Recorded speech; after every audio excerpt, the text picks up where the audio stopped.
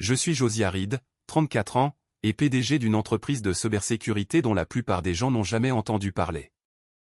Pour Thanksgiving, l'année dernière, je suis arrivé en retard à la maison de style colonial de mes parents, à Brooklyn. J'avais à peine sorti un bras de ma veste, lorsque mon père leva les yeux de la table et annonça « Je ne savais pas qu'on laissait entrer les décrocheurs ici. » Quelques membres de ma famille ricanèrent. Ma mère sourit maladroitement. J'ai simplement hoché la tête, accroché ma veste, et pris place à l'extrémité de la table. Ils étaient loin d'imaginer, cependant, à quel point tout allait changer lorsque mon beau-frère comprendrait qui signait réellement ces fiches de paix. Avant de vous raconter comment toute ma famille a découvert qui j'étais vraiment, dites-moi d'où vous regardez. Et abonnez-vous si jamais vous avez été sous-estimé par des personnes qui auraient dû croire en vous. Grandir à Brooklyn, dans le Massachusetts, signifiait vivre dans l'une des banlieues les plus riches de Boston. Notre rue était bordée de maisons historiques, de pelouses parfaitement entretenues, et de familles obsédées par les universités où leurs enfants étudieraient. Chez les Reed, l'éducation n'était pas seulement importante, elle était absolument tout. Mon père, William Reed, était professeur titulaire d'économie dans une université prestigieuse, réputée pour sa notation impitoyable et ses critiques acerbes envers les étudiants peu performants. À la maison, il appliquait les mêmes normes. Ma mère, Laura, était chirurgienne cardiothoracique, et ses journées de travail de 16 heures ne l'empêchaient pas d'exiger la perfection académique de ses enfants. Ma sœur aînée, Amelia, était l'enfant prodige, des A partout à l'école, des notes parfaites au SAT, et une admission en médecine à 21 ans. Elle a suivi directement les traces de notre mère, devenant finalement chercheuse médicale, spécialisée dans les traitements expérimentaux pour les maladies rares. Mon frère aîné, Lucas, était presque aussi impressionnant, obtenant son diplôme de droit, et décrochant un poste dans l'un des plus anciens cabinets d'avocats d'affaires de Boston avant son 26e anniversaire. Et puis, il y avait moi. Dès la maternelle, j'ai eu du mal à rester assis, à me concentrer sur les feuilles d'exercice et sur l'environnement structuré de l'éducation traditionnelle. Mon esprit fonctionnait différemment. Je pouvais passer des heures à construire des structures complexes avec des blocs de construction, ou à démonter des appareils électroniques pour comprendre leur fonctionnement interne. Mais mémoriser les capitales des États ou les tables de multiplication me semblait impossible. En 3e année, mes professeurs ont commencé à suggérer que j'avais peut-être des problèmes d'attention. Mes bulletins étaient remplis de commentaires comme « Josiah est extrêmement intelligent, mais il n'arrive pas à se concentrer, et il fait preuve de compétences exceptionnelles en résolution de problèmes lorsque le sujet l'intéresse. » Mon père rejeta ces observations comme des excuses pour la paresse. « Il n'y a rien de mal chez toi, à part un manque de discipline, » me répétait-il. « Ton frère et ta sœur s'en sont très bien sortis. » Lorsque j'ai eu 13 ans, une psychologue scolaire a finalement convaincu mes parents de me faire évaluer professionnellement. Le diagnostic était clair, TDAH combiné à des troubles d'apprentissage, ce qui rendait l'éducation traditionnelle particulièrement difficile pour moi. Le médecin recommanda des médicaments, des aménagements scolaires, et une approche différente de l'apprentissage. La réponse de mon père, nous n'allons pas droguer notre fils parce qu'il ne fait pas assez d'efforts. Malgré le diagnostic, peu de choses ont changé à la maison. Les interrogatoires nocturnes sur les devoirs ont continué. Les dîners de famille sont restés des champs de bataille intellectuels où mon père nous interrogeait sur l'actualité, des faits historiques ou des concepts scientifiques. Alors que mes frères et sœurs prospéraient sous cette pression, je me figeais, j'oubliais des faits que je connaissais réellement, ou je lâchais des réponses à moitié formées qui me valaient des regards désapprobateurs. Ma mère a essayé à sa manière, en engageant des tuteurs et des spécialistes pour corriger ce qu'elle considérait comme des déficiences. Un été, j'ai dû passer 4 heures par jour avec une enseignante retraitée sévère qui me frappait les doigts avec une règle quand mon attention s'égarait. Une autre fois, mes parents m'ont envoyé dans un camp d'entraînement académique qui promettait d'inculquer la discipline aux étudiants sous-performants. Les ordinateurs devinrent mon refuge. J'ai appris seul les langages de programmation, construit mon premier site web à 14 ans, et même développé une application simple qui m'aidait à organiser mes pensées et mes devoirs, d'une manière qui avait du sens pour mon cerveau. Lorsque je l'ai montré à mon père, espérant son approbation, il l'a regardé et a dit « Si tu mettais autant d'efforts dans ton vrai travail scolaire, tu ne serais peut-être pas en train de rater l'algèbre. » D'une manière ou d'une autre, j'ai réussi à obtenir mon diplôme d'études secondaires, non pas avec les honneurs comme mes frères et sœurs, mais avec une moyenne suffisamment décente pour être accepté à l'université d'État. La déception de mes parents était palpable.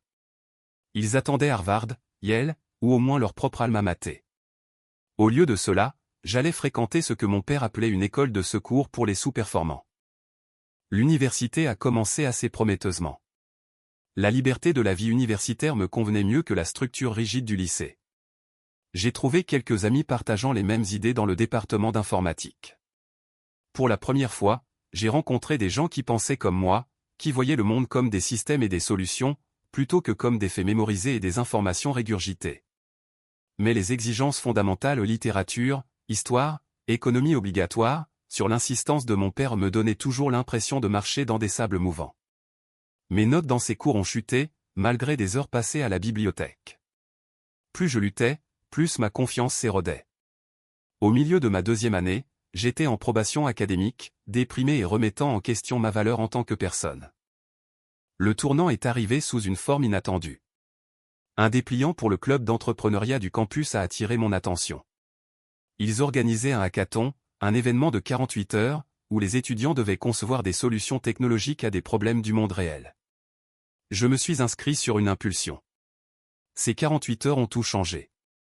Alimenté par des boissons énergisantes et la passion, j'ai construit un protocole de sécurité qui identifiait les potentielles violations de données en temps réel. Les juges, de véritables vétérans de l'industrie technologique, ont été suffisamment impressionnés pour m'accorder la première place et me mettre en contact avec des startups locales. Pour la première fois, le câblage unique de mon cerveau était perçu comme un atout, plutôt qu'un handicap.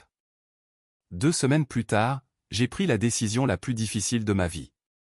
J'ai abandonné l'université pour poursuivre ma propre entreprise technologique. J'ai appelé mes parents un dimanche soir pour leur annoncer la nouvelle. « Tu es en train de gâcher ton avenir », dit mon père, la voix glaciale de colère. Aucun rive n'a jamais échoué à terminer ses études. Je n'échoue pas à les terminer, ai-je essayé d'expliquer. Je choisis une voie différente. Il n'y a pas de voie différente, a-t-il crié. Il y a la réussite ou l'échec, et tu choisis l'échec. Ma mère a pris le téléphone, les larmes dans la voix. Josiah, s'il te plaît, reconsidère. Nous ne voulons que ton bien. Sans diplôme, quel genre de vie auras-tu? La conversation s'est terminée par un ultimatum, retourner à l'école ou ne plus me considérer comme faisant partie de la famille. Dans leur esprit, ils utilisaient un amour vache pour m'empêcher de ruiner ma vie. En réalité, ils coupaient le lien déjà effiloché entre nous. Je ne suis pas retourné à l'école. Et comme promis, j'ai été essentiellement renié. Pas de soutien financier, pas d'appel téléphonique, pas de visite. La seule reconnaissance de mon existence est venue sous la forme d'invitations obligatoires aux grandes fêtes, que j'ai d'abord refusées, et auxquelles, les années suivantes, j'ai assisté brièvement par sens du devoir plutôt que par connexion. La première année après avoir abandonné a été brutale. Ma chambre de dortoir avait été ma maison, et soudain, je n'avais plus d'endroit où vivre. J'ai dormi sur le canapé d'amis du club d'entrepreneuriat, dormant sur des planchers et dans des sous-sols, tout en essayant de construire ma première entreprise. J'ai survécu grâce aux nouilles instantanées, aux pizzas gratuites lors des rencontres technologiques, et aux repas occasionnels offerts par un ami compatissant. Durant cette période, j'ai occupé 3 emplois, des quarts de travail le matin dans un café, un support technique le soir dans un magasin d'électronique, et des petits boulots le week-end, réparant des ordinateurs pour des petites entreprises. Entre les quarts de travail, je codais sans relâche, développant le protocole de sécurité que j'avais commencé au hackathon en quelque chose de plus robuste. Ma grande chance est arrivée lors d'une conférence technologique régionale, pour laquelle j'avais réussi à économiser assez d'argent pour y assister, mais sans pouvoir me payer le dîner de réseautage.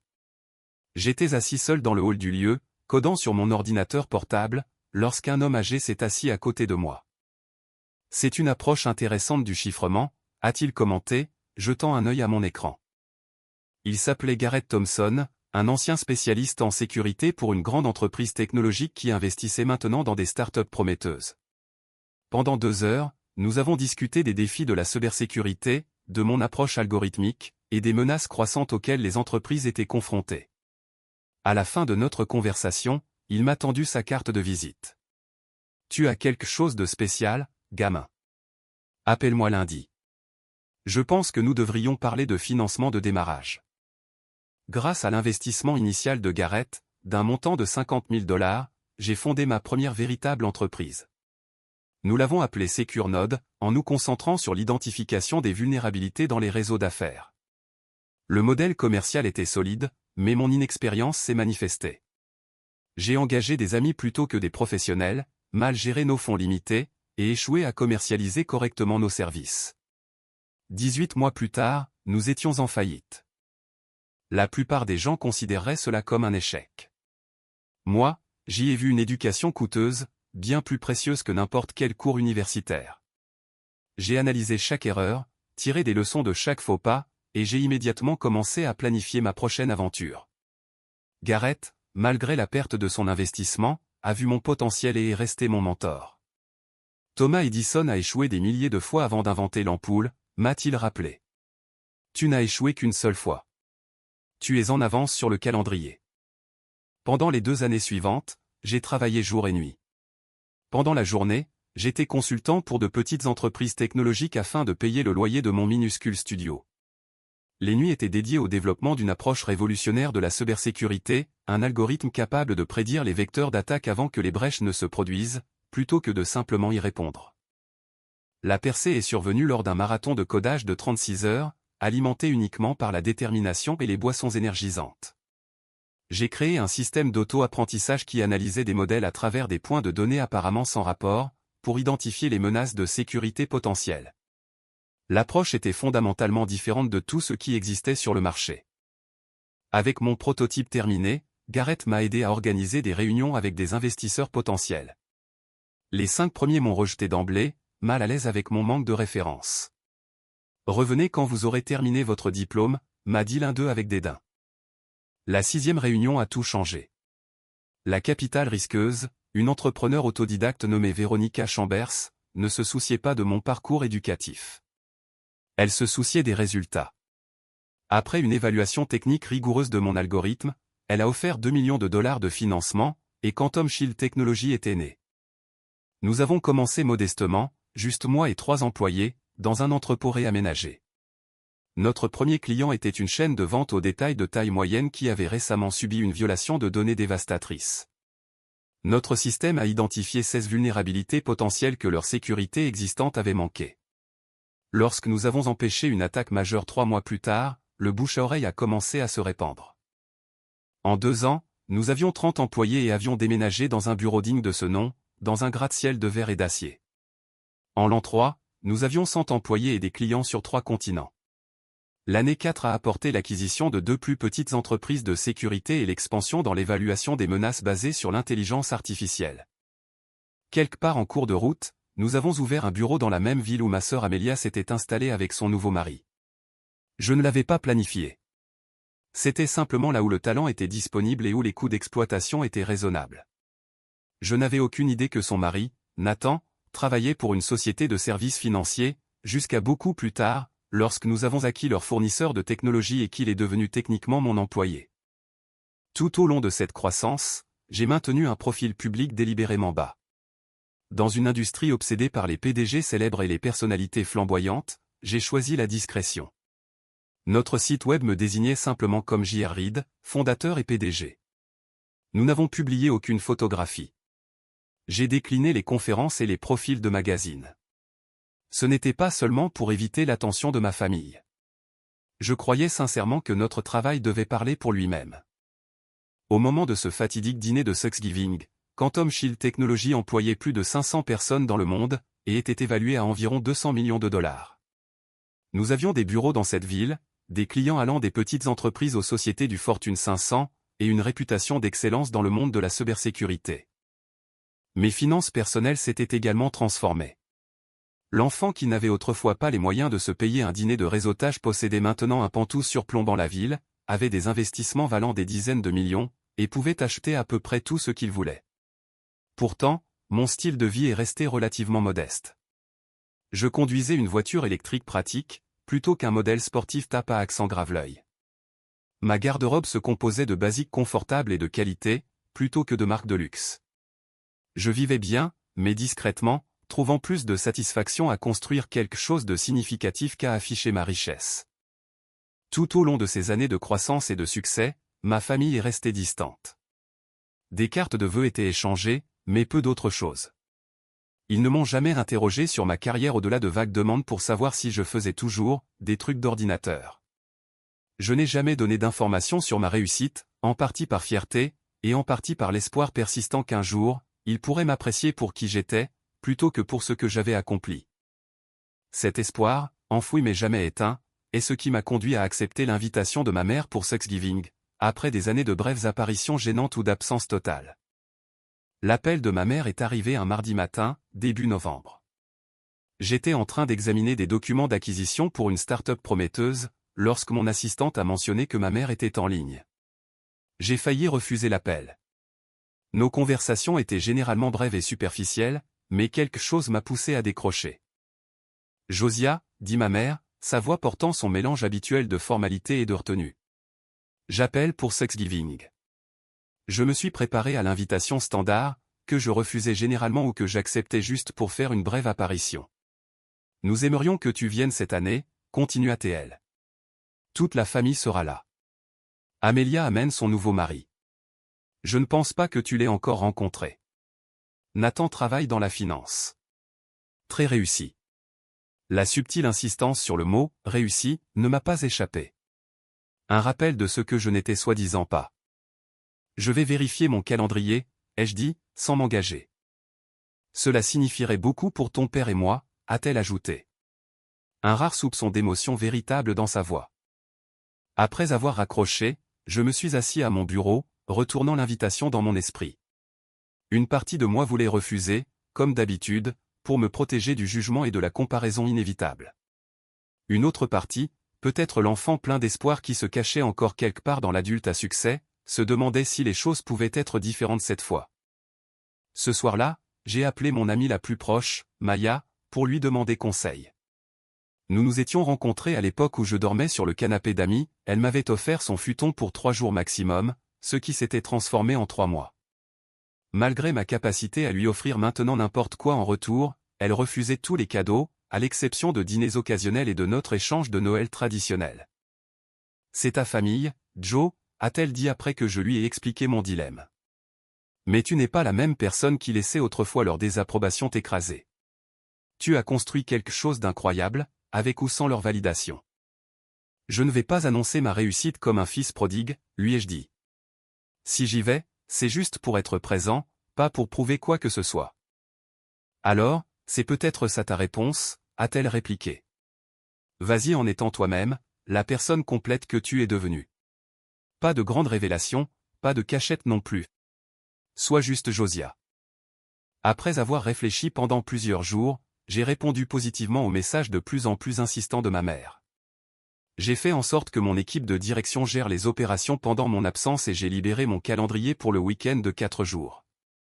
À mesure que Thanksgiving approchait, mon anxiété grandissait. Je me suis retrouvé à faire des rêves de stress, où je ratais des examens, un cauchemar récurrent de mes jours d'université. Pendant mes courses matinales, je répétais des conversations potentielles, préparant des réponses aux inévitables questions sur ma vie et ma carrière. Le matin de Thanksgiving est arrivé avec un temps inhabituellement froid et une légère couche de neige. Je me suis habillé soigneusement avec des vêtements qui marchaient sur la ligne entre professionnel et décontracté, un jean foncé, un pull anthracite sur une chemise boutonnée, et des bottes en cuir. Rien de voyant, pas de marque de luxe, mais des pièces de qualité qui me convenaient. J'ai envisagé de prendre ma berline électrique de tous les jours, plutôt que ma voiture de sport rarement utilisée, voulant éviter toute apparence d'ostentation.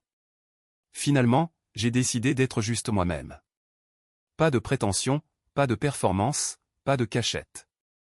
Le trajet jusqu'à la maison de mes parents a duré 90 minutes. Chaque kilomètre ravivait des souvenirs d'anciens retours. Le premier jour férié après avoir abandonné, quand j'étais arrivé en bus portant ma seule chemise décente, le Thanksgiving il y a 5 ans, quand j'étais parti après 20 minutes, suite à la suggestion de mon oncle que je pourrais me qualifier pour un poste de débutant chez l'ami réparateur d'ordinateurs. J'avais prévu d'arriver exactement à l'heure prévue du dîner, fixée à 15 heures, dans l'espoir de minimiser les socialisations gênantes d'avant le repas. Un appel d'urgence de notre équipe de sécurité européenne m'a retardé, et au moment où je suis entré dans l'allée circulaire familière, il était près de 16 heures. Plusieurs voitures de luxe bordaient l'allée, la berline allemande de mon père, la voiture de sport italienne de mon frère, et divers véhicules appartenant à la famille élargie. Debout sur le seuil de ma maison d'enfance, j'ai pris une profonde inspiration et j'ai sonné. Ma mère a répondu, son visage enregistrant un choc momentané face à ma ponctualité, avant de se fixer dans son sourire social. Josia, tu as réussi à venir. Nous avons déjà commencé le dîner. Tu sais que ton père n'aime pas attendre. Je suis entré dans le foyer, commençant à retirer mon manteau de laine, lorsque la voix de mon père s'est fait entendre depuis la salle à manger. Est-ce Josia qui nous honore enfin de sa présence? Je ne savais pas qu'on laissait entrer les décrocheurs ici. Quelques membres de ma famille ont ri, le rire distinctif de mon oncle Henri. Mon cousin Steven a ricané. Quelqu'un d'autre que je ne pouvais pas identifier. Le sourire de ma mère s'est crispé, mais elle n'a rien dit pour ma défense. J'ai fini d'enlever ma veste, je l'ai accrochée soigneusement dans le placard du couloir, et je me suis dirigé vers la salle à manger. 20 paires d'yeux se sont tournés pour observer mon entrée. J'ai hoché la tête poliment et j'ai pris la seule place vide à l'extrémité de la table, à côté du jeune enfant d'un cousin, et en face d'une grand-tante âgée dont je ne me souvenais plus du nom. Maintenant que tout le monde est là, annonça mon père avec une emphase soulignée, continuons notre repas. Et juste comme ça, j'avais à nouveau 10 ans, arrivant en retard au dîner parce que j'avais perdu la notion du temps en construisant un ordinateur à partir de pièces récupérées, faisant face à la désapprobation de mon père et au jugement de la famille. Sauf que je n'étais plus cet enfant. J'étais Josia Reed, PDG de Quantum Shield Technologies. Et pour la première fois dans cette maison, je n'ai ressenti aucun besoin de m'excuser d'être exactement qui j'étais. La table de Thanksgiving ressemblait à quelque chose tiré d'un magazine glacé, porcelaine fine, verre en cristal, chandelier en argent projetant une lueur chaleureuse sur la nourriture parfaitement arrangée. Ma mère avait toujours été méticuleuse quant à la présentation, et aujourd'hui ne faisait pas exception. La dinde de 20 livres brillait au centre, entourée de plats d'accompagnement traditionnels servis dans des plats hérités de la famille. Je me suis servi de petites portions pendant que les plats passaient, hochant la tête pour remercier, mais restant silencieux alors que les conversations circulaient autour de moi. De ma position à l'extrémité de la table, j'avais un point de vue parfait pour observer la dynamique familiale dont j'avais été retiré pendant si longtemps. Mon père dominait la conversation depuis le bout de la table, tenant la cour sur la politique économique et l'état de l'enseignement supérieur. Ma mère était assise à l'extrémité opposée, ajoutant occasionnellement des commentaires élégants ou dirigeant les serveurs qui avaient été embauchés pour l'occasion. Entre eux s'étirait la hiérarchie du statut familial, les parents les plus favorisés étant les plus proches de mes parents, et le statut diminuant avec la distance. Ma sœur Amélia était assise à la droite de mon père, la place d'honneur. À côté d'elle se trouvait son nouveau mari, Nathan, un homme à l'air réfléchi, portant des lunettes, et affichant un sourire sincère qui semblait déplacé parmi les expressions sociales de circonstances autour de lui.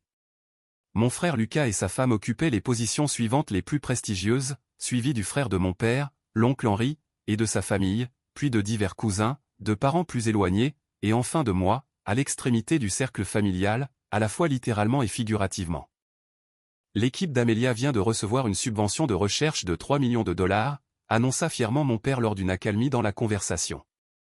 C'est la plus jeune chercheuse principale de l'histoire de l'institution. Ma sœur sourit modestement. C'est un effort de collaboration, papa. Je ne suis qu'une partie d'une équipe incroyable.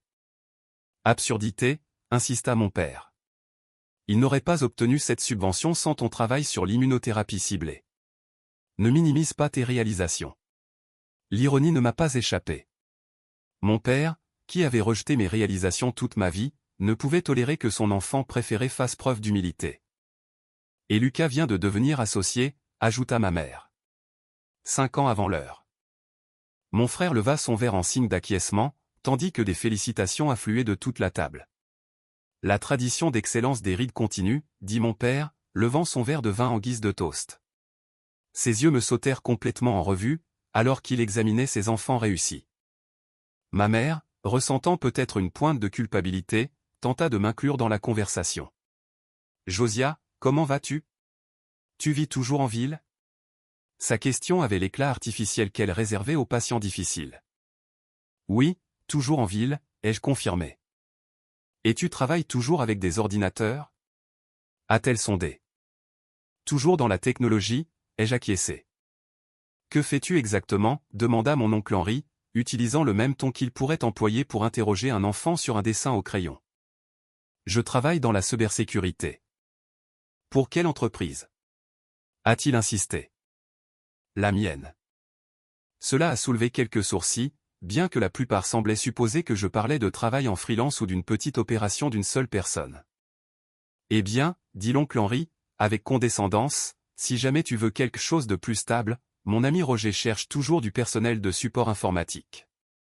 Niveau d'entrée, bien sûr, mais ça vient avec des avantages. J'ai hoché la tête poliment. Je le garderai à l'esprit. Mon cousin Steven, toujours désireux de souligner sa propre réussite, s'est immiscé. En parlant de carrière, j'ai croisé Patrick Donnelly la semaine dernière. Tu te souviens de lui au lycée, Josiah? Il était dans ta promotion. Il est banquier d'investissement senior maintenant. Belle maison à Back Bay. Femme, 3 enfants. Certaines personnes maximisent vraiment leur potentiel.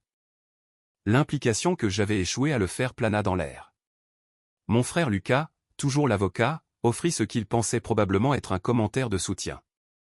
Tu sais, Josiah, tu as l'air en bonne santé. J'étais inquiet qu'avec tes choix non conventionnels, tu puisses avoir des difficultés. Je suis content de voir que tu t'en sors. Merci, ai-je dit simplement, prenant une autre bouchée de dinde pour éviter tout autre commentaire. La conversation est passée, avec soulagement, à d'autres sujets, la politique, les prix de l'immobilier, les récentes vacances européennes de quelqu'un. J'ai mangé tranquillement, répondant aux questions directes avec des réponses minimales, mais content d'observer. L'enfant à côté de moi était en fait de meilleure compagnie que la plupart des adultes, me montrant son dessin d'une dinde avec des plumes arc-en-ciel. Ce n'est qu'au moment du dessert, la célèbre tarte à la citrouille et la tarte aux pacanes de ma mère, servie avec de la crème fouettée fraîche, que Nathan, le mari de ma sœur, m'a interpellé directement. Il s'était déplacé vers mon bout de la table, prenant un siège vide en face de moi. Amélia a mentionné que tu travailles dans la sécurité technologique, a-t-il dit, son intérêt semblant sincère plutôt que poli de manière performative. C'est en fait adjacent à mon domaine. Je suis dans la fintech. Les défis de sécurité nous empêchent de dormir, notre équipe. Pour la première fois de la soirée, je me suis retrouvé dans une conversation qui valait la peine d'être tenue. Nathan posait des questions intelligentes sur les menaces de sécurité actuelles, partageait certains des défis auxquels son entreprise était confrontée, et écoutait réellement mes réponses. La plus grande vulnérabilité dans la plupart des systèmes n'est pas la technologie, ai-je expliqué, maniement sur le sujet. C'est le comportement humain. Vous pouvez avoir les protocoles de sécurité les plus sophistiqués du monde, mais si quelqu'un partage son mot de passe, ou clique sur un lien suspect, ces protections ne servent à rien. Nathan hocha la tête avec enthousiasme. Exactement. Nous venons d'implémenter un nouveau système de sécurité censé être à la pointe, mais amener les gens à suivre une hygiène de sécurité de base, c'est la vraie bataille. Quel système avez-vous implémenté? Ai-je demandé, sincèrement curieux. C'est une entreprise appelée Quantum Shield, a-t-il répondu. Cela a complètement transformé notre approche. Le système s'adapte au modèle de comportement des utilisateurs pour identifier les anomalies. Une conception brillante. J'ai gardé mon expression neutre, malgré la vague de fierté. Ça a l'air innovant. Ça l'est. Notre équipe technique dit que c'est révolutionnaire. Le PDG de l'entreprise est une sorte d'homme mystère, bien que brillant, mais privé. Il se fait appeler JR. Il fait rarement des apparitions publiques. Il a complètement transformé notre société mère après l'acquisition. Certains de mes collègues étaient sceptiques à l'idée de rendre compte à une nouvelle équipe de direction, mais ce gars a apparemment une vision incroyable pour l'industrie. Plusieurs membres de la famille avaient commencé à écouter notre conversation, peut-être surpris de voir quelqu'un s'engager si sérieusement avec la déception familiale. Il a vraiment transformé la culture d'entreprise aussi. Nathan a poursuivi, il a créé toutes ces opportunités pour les personnes ayant des parcours non conventionnels. L'un de nos meilleurs analystes en sécurité est un ancien artiste sans formation technique formelle, qui a été embauché via leur programme d'apprentissage. Ma sœur Amélia avait migré vers notre conversation, l'air légèrement ennuyé que son mari passe autant de temps à me parler.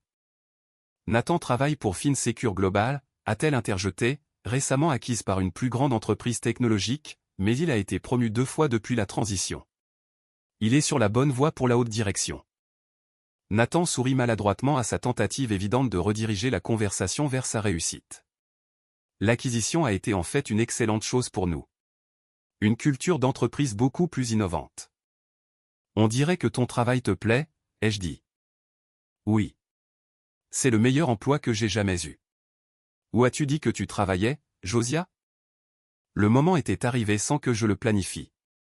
J'aurais pu donner une autre réponse vague, mais quelque chose en moi, peut-être le conseil de Maya d'être mon moi complet, m'a poussé vers l'honnêteté. Quantum Shield Technology, ai-je dit simplement. L'expression de Nathan fut d'abord perplexe, puis se transforma en confusion alors qu'il traitait mes mots. Attends, tu travailles chez Quantum Shield? Dans quel département? Je l'ai fondé. Je suis le PDG. Nathan m'a fixé, sa fourchette figée à mi-chemin de sa bouche.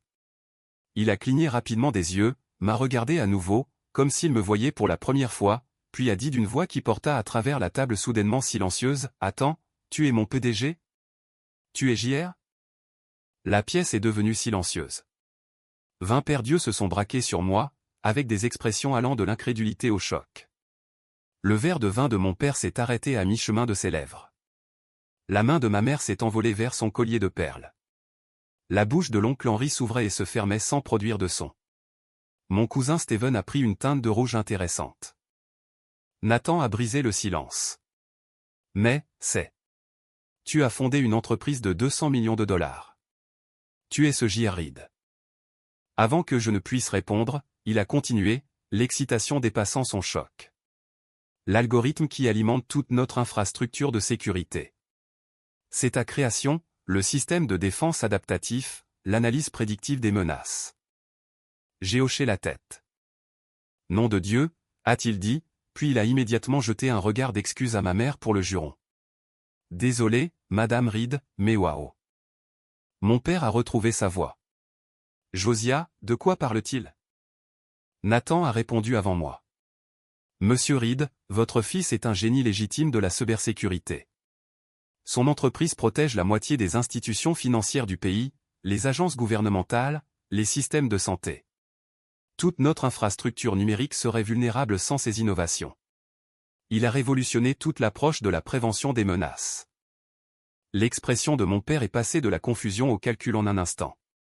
Eh bien, a-t-il dit, sa voix prenant un ton fier qui ne m'avait jamais été adressé auparavant.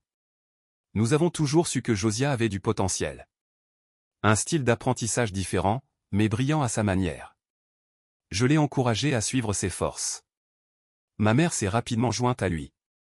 Nous avons toujours cru en toi, Josiah. Même lorsque tu as choisi un chemin non conventionnel. Ce révisionnisme flagrant était presque impressionnant.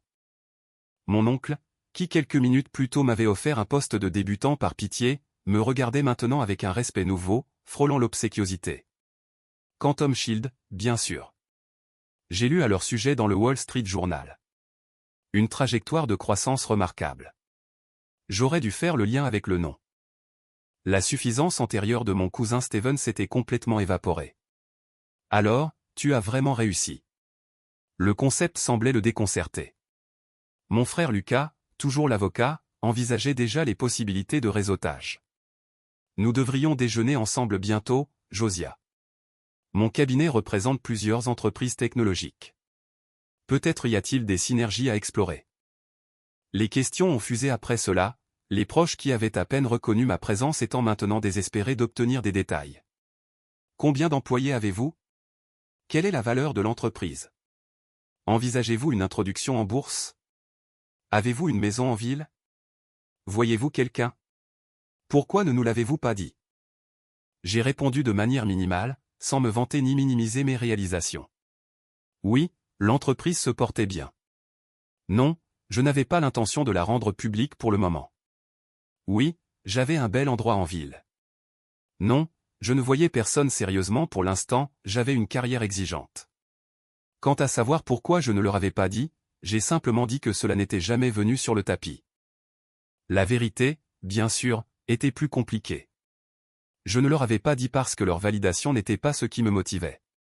Et peut-être que dans un coin de mon cœur, j'avais voulu qu'ils montrent de l'intérêt pour moi, juste moi, Josiah, sans les attributs du succès.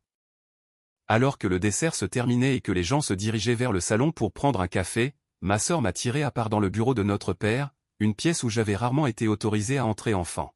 « Pourquoi ne m'as-tu pas dit ?» demanda Amelia, son expression étant un mélange complexe de blessure, d'étonnement et de quelque chose qui ressemblait étrangement à de la jalousie. Je suis ta sœur. Quand aurais-je dû te le dire, Amélia? La dernière fois que nous nous sommes parlé, c'était à Noël l'année dernière. Tu as parlé de tes recherches pendant 15 minutes et tu m'as posé exactement une question sur ma vie. Ce n'est pas juste. Nous avons tous été occupés. Oui, nous l'avons été. La différence, c'est que j'ai toujours été censé être au courant de tes réalisations et des avancements de carrière de Lucas. Personne n'a jamais montré le moindre intérêt pour les miens. C'est parce que nous pensions. Elle s'est interrompue. Tu pensais que j'étais un échec. J'ai terminé sa phrase pour elle. Le décrocheur de la famille, le conte moral sur ce qui arrive quand on ne suit pas la voie prescrite. Elle a eu la décence d'avoir l'air embarrassée. Nous étions inquiets pour toi. Un diplôme universitaire est important. Pour certaines carrières, oui. Pour ce que je fais, les compétences pratiques et l'innovation comptent plus que les références. Et Nathan travaille pour toi. Elle semblait toujours en train de traiter ce fait. Mon mari rend compte à mon petit frère. Techniquement, il est à plusieurs niveaux inférieurs dans l'organigramme. Mais oui, Quantum Shield a acquis Finscure Global l'année dernière. Leur infrastructure de sécurité avait besoin d'une refonte complète. Il adore son travail, a-t-elle dit doucement. Il dit que c'est la meilleure culture d'entreprise qu'il ait jamais connue. C'était toi. J'ai hoché la tête. J'ai construit le genre d'entreprise que j'aurais aimé exister quand j'ai commencé. Nous embauchons pour le talent et le potentiel, pas pour le pédigré. Nathan s'est joint à nous alors, l'air encore légèrement émerveillé. Je n'arrive pas à croire que je racontais à mon beau-frère à quel point mon PDG est incroyable, sans réaliser que c'était la même personne. Malgré tout, je me suis surpris à sourire. L'enthousiasme de Nathan était sincère, non entaché par la dynamique familiale compliquée qui tourbillonnait autour de nous. Tu as fait un excellent travail en implémentant les protocoles de sécurité, lui ai-je dit. Le taux d'adaptation de ton équipe est l'un des plus élevés de l'entreprise. Il rayonna de ce compliment. Merci. Ça signifie beaucoup venant de toi. J'ai tellement de questions sur l'architecture sous-jacente, quand tu auras le temps. Alors que Nathan se lançait dans une question technique, mon père est apparu dans l'embrasure de la porte. Son expression était difficile à déchiffrer, un mélange de la figure d'autorité que j'avais grandi en craignant et de quelque chose de nouveau, de l'incertitude. Josiah. Un mot, s'il te plaît. Nathan et Amélia se sont excusés, me laissant seul avec mon père dans son bureau. Il a fermé la porte et s'est assis derrière son bureau massif, la même position à partir de laquelle il avait prononcé d'innombrables sermons sur mes insuffisances tout au long de mon enfance. Pourquoi ne nous as-tu pas parlé de ton entreprise? A-t-il demandé, son ton suggérant que je l'avais délibérément trompé. Cela aurait-il eu de l'importance? Ai-je rétorqué. Est-ce que cela aurait changé la façon dont vous me voyez, ou simplement ce que vous pensez que je vaux? Ses sourcils se sont froncés. C'est injuste. Nous avons toujours voulu la réussite pour toi. Non, je l'ai corrigé. Vous vouliez un type de réussite spécifique, celui qui vient avec des diplômes d'université prestigieuses et des parcours de carrière traditionnels. Le genre que Lucas et Amélia ont atteint. Nous voulions que tu aies une base solide. La structure et l'éducation sont importantes pour certaines personnes, pas pour tout le monde. Pas pour moi. Il est resté silencieux un instant, les doigts joints dans le geste dont je me souvenais des discussions d'enfance sur mes lacunes académiques. Clairement, tu as bien réussi, a-t-il finalement concédé. Je suppose que je devrais te féliciter. Les mots auraient dû sonner comme une victoire. Au lieu de cela, ils m'ont laissé vide. Il ne s'agissait pas vraiment de ma réussite. Il s'agissait de l'incapacité de mon père à voir au-delà de sa définition étroite de la réalisation. Je ne suis pas venu ici pour des félicitations, lui ai-je dit. Je suis venu parce que nous sommes une famille, et je pensais que cela pourrait encore signifier quelque chose au-delà de la mesure des réalisations de chacun. Avant qu'il ne puisse répondre, ma mère est entrée sans frapper, un droit apparemment réservé à elle seule. Josiah, a-t-elle dit, des larmes brillant dans ses yeux. Je n'avais aucune idée. Pendant tout ce temps, nous pensions. Elle s'est interrompue. Que j'avais des difficultés, que je m'en sortais à peine. Un conte moral sur l'importance de l'éducation. Elle a eu la décence d'avoir l'air honteuse. Nous nous sommes trompés. Et je suis désolé de ne pas avoir vu ton potentiel. L'excuse semblait sincère, mais elle arrivait trop tard, et pour les mauvaises raisons. Ils n'étaient pas désolés de m'avoir rejeté. Ils étaient désolés d'avoir manqué les signes de ma réussite financière. Je devrais y aller, ai-je dit, me levant. Réunion tôt demain. Mais tu viens d'arriver, a protesté ma mère. Il y a tellement de choses à discuter. Ton entreprise, ta vie. Mon entreprise existe depuis 7 ans, ai-je souligné. Ma vie s'est déroulée depuis tout ce temps. La seule chose qui a changé aujourd'hui, c'est votre perception de sa valeur. Mon père s'est levé également. Ne sois pas dramatique, Josiah. Nous essayons de renouer avec toi. Non, je l'ai corrigé. Vous essayez de renouer avec le PDG prospère que vous venez de découvrir. Mais ce n'est qu'une partie de qui je suis, et ce n'est pas la partie qui avait besoin de votre soutien toutes ces années. Je suis sorti du bureau, traversant le salon où les proches tentaient de s'engager avec moi avec un intérêt nouveau, et j'ai récupéré mon manteau dans le placard du couloir. Nathan m'a rattrapé à la porte. Tu pars ? J'espérais que nous pourrions parler davantage. Lundi au bureau, lui ai-je dit. Apporte tes idées sur les protocoles de pare-feu que tu as mentionnés. Elles semblent prometteuses. Il a souri. Je le ferai, patron. Alors que je m'éloignais en voiture de ma maison d'enfance, des émotions complexes tourbillonnaient en moi. Il y avait une certaine satisfaction dans le choc de leur visage, oui, mais plus fortement, je ressentais une profonde tristesse pour les années de connexion perdues, à cause d'attentes rigides et d'une approbation conditionnelle. De retour dans mon Penthouse, regardant les lumières de la ville, j'ai appelé Maya. Alors, a-t-elle demandé, comment c'était ? Mouvementée, ai-je répondu, et j'ai commencé à tout lui raconter. Lundi matin est arrivé avec une nouvelle couche de neige et une boîte de réception pleine de messages de proches qui avaient soudainement découvert mon adresse email. Je les ai ignorés alors que je prenais l'ascenseur jusqu'à notre siège social au 32e étage d'un gratte-ciel du centre-ville. Le bureau était conçu pour refléter les valeurs de notre entreprise. Des espaces de collaboration ouverts, équilibrés par des zones privées pour le travail ciblé. Une technologie de pointe aux côtés de lieux de rassemblement confortables. La lumière naturelle filtrait à travers les fenêtres allant du sol au plafond. L'espace ne ressemblait en rien aux environnements d'entreprise traditionnels que mon père admirait, avec leur hiérarchie rigide et leurs portes closes. Lisa, mon assistante exécutive depuis 4 ans, m'a accueilli avec son efficacité habituelle et un sourire entendu. Week-end intéressant ? A-t-elle demandé, me tendant mon emploi du temps pour la journée. Qu'est-ce qui te fait dire ça ? Vous avez reçu 17 demandes LinkedIn de personnes portant votre nom de famille depuis vendredi. Et Nathan Cooper de Finscure a appelé toutes les demi-heures ce matin. La nouvelle s'était répandue rapidement. Commençons par Nathan. Envoyez-le-moi dès qu'il arrive. Alors que je m'installais dans mon bureau, je pouvais sentir des regards curieux de la part du personnel. En milieu de matinée, il est devenu clair que l'histoire s'était propagée dans toute l'entreprise. Le mystérieux J.R. Reid avait été révélé comme le beau-frère d'un cadre intermédiaire d'une entreprise acquise. À 11h, Nathan est arrivé pour notre réunion prévue, l'air légèrement nerveux, mais excité. « Est-ce que c'est bizarre ?» a-t-il demandé dès que la porte de mon bureau s'est fermée. Parce que ça semble un peu bizarre. J'ai dû sourire un peu. Professionnellement, rien ne change. Ton travail repose sur ses propres mérites. Amélia panique, a-t-il admis.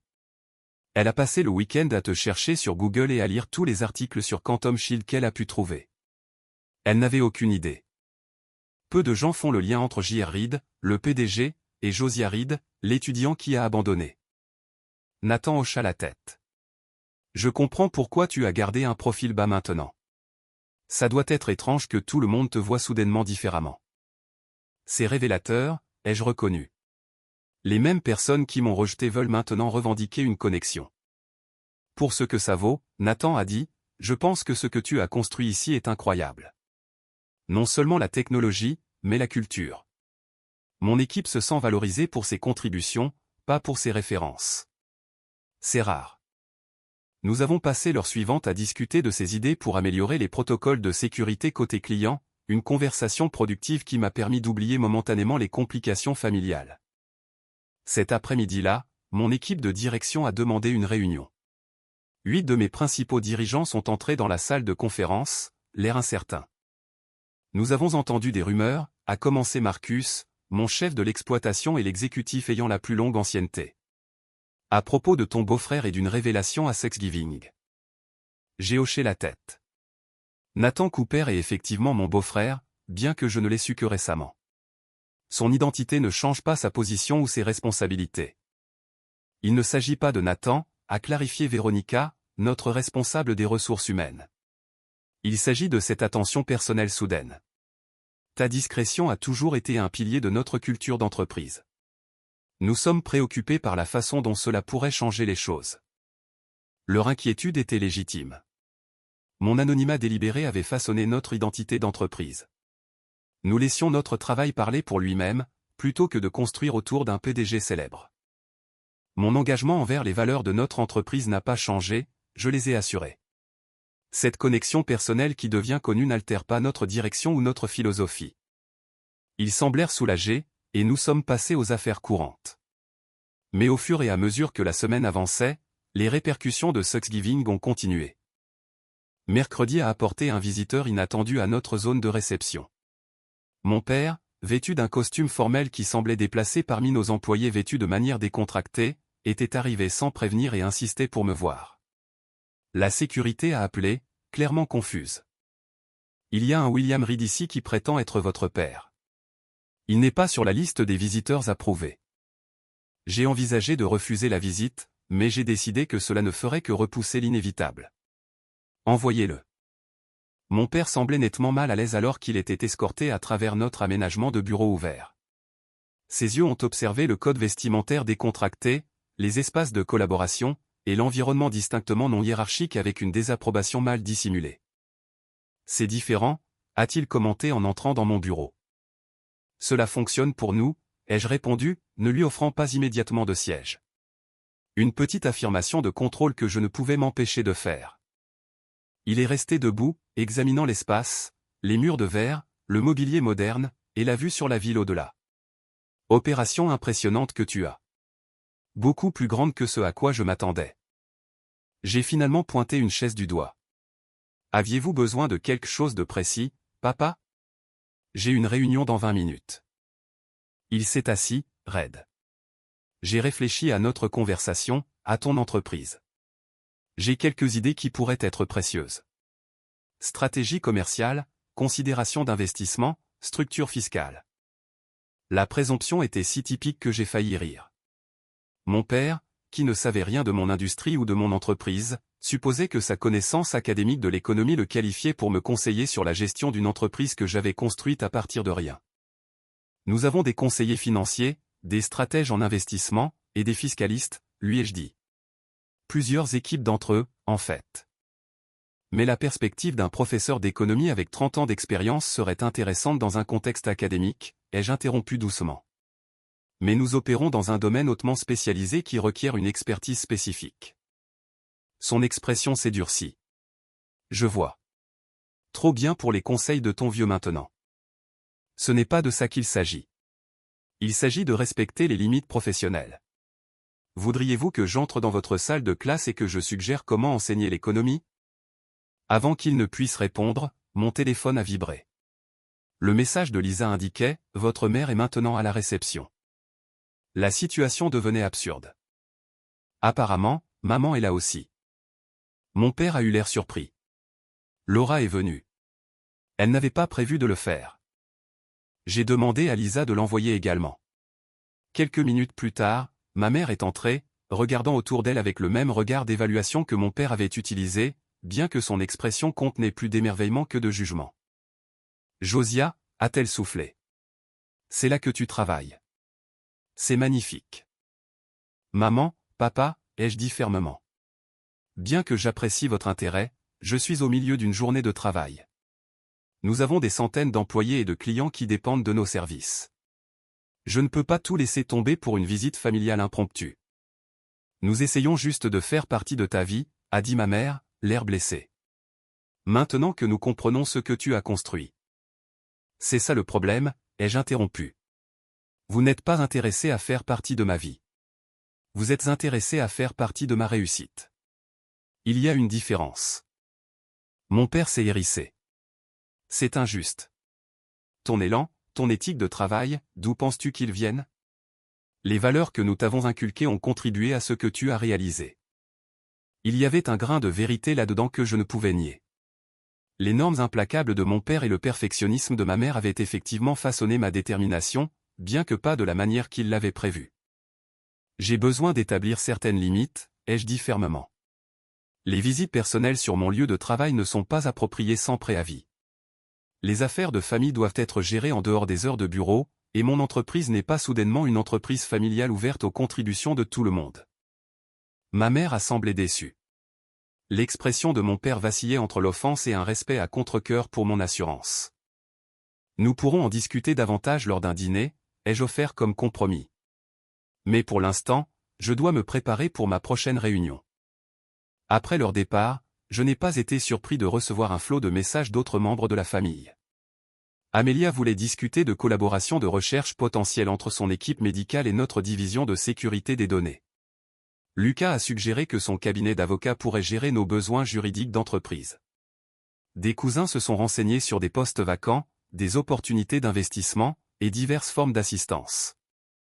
La demande la plus inconfortable est venue de l'oncle Henri, qui était passé de l'offre d'un poste de débutant à la demande d'un prêt de 500 000 $ pour une petite entreprise, destinée à une entreprise non spécifiée. J'ai établi une politique claire. Les demandes professionnelles seraient dirigées par les canaux appropriés, comme tout autre partenaire ou employé potentiel. Les prêts personnels et les investissements étaient hors de question. Le lien familial ne donnerait aucun avantage ni désavantage à quiconque cherchant à travailler avec Quantum Shield. Les limites étaient nécessaires, mais elles ont créé des tensions. Ma mère appelait fréquemment, oscillant entre des tentatives sincères de connexion et des allusions pas si subtiles sur les besoins des membres de la famille. Mon père envoyait des emails formels décrivant ses réflexions sur la stratégie d'entreprise, que j'ai poliment reconnu, mais que je n'ai pas mis en œuvre.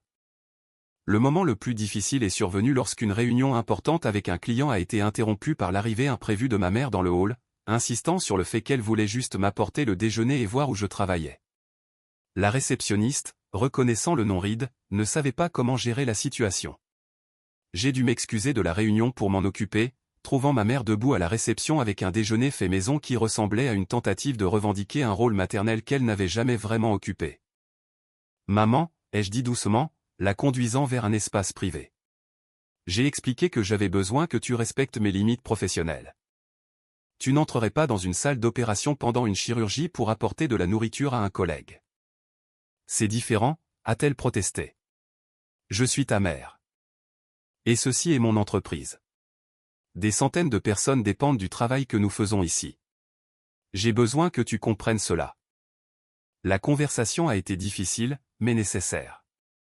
Progressivement, au cours des semaines suivantes, une nouvelle compréhension a commencé à se former.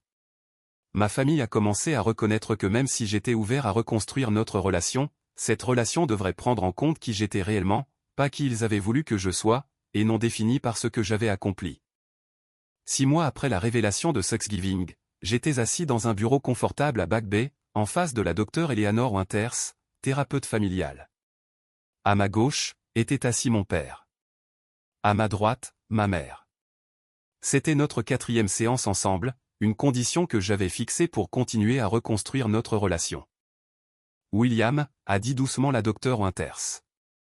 Pourriez-vous répéter ce que Josiah vient de partager avec vos propres mots, pour que je sache que vous l'avez entendu? Mon père s'est agité inconfortablement. À 72 ans, il restait imposant, le dos droit, l'expression sérieuse, tout le professeur distingué. Mais ces séances avaient révélé une vulnérabilité sous l'extérieur autoritaire. Josiah a dit, il a commencé, hésitant, en disant que ma focalisation sur la réussite traditionnelle lui avait fait sentir que sa valeur dépendait du respect d'attentes spécifiques. Que mon rejet manifeste de ces différences d'apprentissage, lui avait donné l'impression d'être un rejet de qui il est fondamentalement. « Et qu'est-ce que ça vous fait d'entendre ça ?» a demandé la thérapeute. Les mains de mon père se sont crispées sur les accoudoirs. Défensif, au départ, nous voulions ce qui était le mieux pour lui, mais... Il a fait une pause. L'aveu était clairement difficile. Je peux reconnaître que ma définition rigide de la réussite ne laissait aucune place aux chemins différents, y compris le sien. Ce n'était pas une transformation complète, mon père croirait probablement toujours en la primauté de l'éducation traditionnelle et des parcours de carrière établis. mais sa volonté de reconnaître le mal que son approche avait causé représentait un progrès significatif. Ma mère, qui avait été plus réceptive à la thérapie dès le début, s'est penchée pour me serrer la main. « J'aurais dû te défendre davantage », a-t-elle dit. Défendre tes différences au lieu d'essayer de les corriger. Ces séances étaient parfois douloureuses, mais au final curatives. Nous apprenions à nous voir comme des personnes complètes, imparfaites, complexes et dignes de respect malgré nos différences. En dehors de la thérapie, d'autres relations évoluaient également. Nathan était devenu à la fois un collègue précieux et un ami. Initialement préoccupé par les accusations potentielles de népotisme, il avait envisagé de transférer dans un autre département, mais son travail a parlé de lui-même, et il avait récemment été promu à la tête de sa division sur la base de mesures de performance objectives. Ma relation avec Amélia s'était considérablement améliorée. Après une jalousie initiale et un ajustement, elle était venue respecter mes réalisations à leurs propres conditions. Nous dînions maintenant tous les mois où les discussions professionnelles étaient interdites, nous concentrant plutôt sur la reconstruction du lien fraternel qui avait été éclipsé par la compétition et les attentes parentales. Même Lucas, toujours le frère le plus traditionnellement réussi, avait développé une nouvelle appréciation pour mon chemin non conventionnel. Son cabinet d'avocat ne s'occupait pas de nos travaux d'entreprise, je maintenais des limites professionnelles strictes, mais nous avions trouvé un terrain d'entente dans nos expériences communes de croissance sous les attentes de nos parents. Quantum Shield continuait de prospérer. Nous nous étions étendus à plus de 700 employés dans le monde, avec des bureaux dans 12 villes. Notre liste de clients comprenait des agences gouvernementales, des systèmes de santé, des institutions financières et des entreprises technologiques de toute taille. La valorisation avait plus que doublé. Cependant, nous restions privés, ce qui nous permettait de maintenir nos valeurs fondamentales sans la pression des actionnaires. Mon initiative la plus significative, cependant, était la Fondation RID pour l'innovation neurodiversifiée, une organisation à but non lucratif qui fournissait des ressources, du mentorat et des financements aux entrepreneurs dont le cerveau fonctionnait différemment. Nous offrions des bourses aux apprenants non conventionnels, soutenions des programmes d'éducation alternative, et financions la recherche sur différents styles d'apprentissage. Le programme phare de la Fondation était un mentorat et un incubateur spécifiquement destinés aux décrocheurs universitaires ayant des idées technologiques prometteuses, leur donnant le soutien, les conseils et le financement de démarrage que j'avais eu du mal à trouver à mes débuts. Plusieurs entreprises prospères avaient déjà émergé du programme, fondées par des individus brillants qui, comme moi, avaient été écartés par les systèmes éducatifs traditionnels. Ma vie personnelle avait également trouvé un meilleur équilibre. Bien que le travail reste important, j'avais appris à créer de l'espace pour les relations et la croissance personnelle. Maya est restée mon amie la plus proche, mais j'avais élargi mon cercle pour inclure des gens qui me connaissaient comme Josia la personne, pas JR le PDG. J'avais même recommencé à sortir. Rien de sérieux encore, mais ouvert à la possibilité d'un partenariat avec quelqu'un qui m'appréciait pour mon moi complet, pas pour mes réalisations ou ma position. Alors que le printemps se transformait en été, mes parents ont accepté mon invitation à dîner chez moi, un penthouse avec des fenêtres allant du sol au plafond surplombant la ville. C'était leur première visite à l'endroit où je vivais, un pas vers le fait de me connaître tel que j'étais réellement. Ma mère a examiné des photos de famille affichées sur une étagère, des photos avec des amis, l'équipe Quantum Shield, des mentorés de la fondation. « Tu as construit une belle vie », a-t-elle dit doucement. « Si différente de ce que nous avions imaginé pour toi, mais belle néanmoins. » Mon père se tenait près de la fenêtre, regardant la ville où j'avais laissé ma marque sans ses conseils ou son approbation. « J'avais tort », a-t-il dit, les mots étant clairement difficiles pour lui. « À propos de ton potentiel, à propos de ce à quoi la réussite pouvait ressembler pour toi. » L'aveu n'était ni dramatique ni larmoyant. Il était calme, sincère, et suffisant. Nous n'étions pas une famille parfaite. Des années de blessures ne pouvaient pas être effacées par des mois d'efforts. Mais nous apprenions une nouvelle façon d'être connectés, une façon basée sur l'acceptation plutôt que sur l'attente, sur le fait de se voir clairement plutôt qu'à travers la lentille déformante d'une réussite prédéterminée. Ce soir-là, après le départ de mes parents, j'ai réfléchi au voyage, du décrocheur rejeté à l'entrepreneur respecté, de la déception familiale à quelqu'un qui trouvait la paix selon ses propres conditions. La réussite n'était pas venue en prouvant ma valeur aux autres, mais en construisant quelque chose de significatif qui correspondait à mes capacités et à mes valeurs uniques. La plus grande réalisation n'était pas la valorisation de l'entreprise ou la reconnaissance de l'industrie. C'était de trouver le courage d'être authentiquement moi-même dans un monde qui avait essayé de me forcer dans un moule qui ne me convenait jamais, et peut-être, ce faisant, d'aider les autres à trouver ce même courage.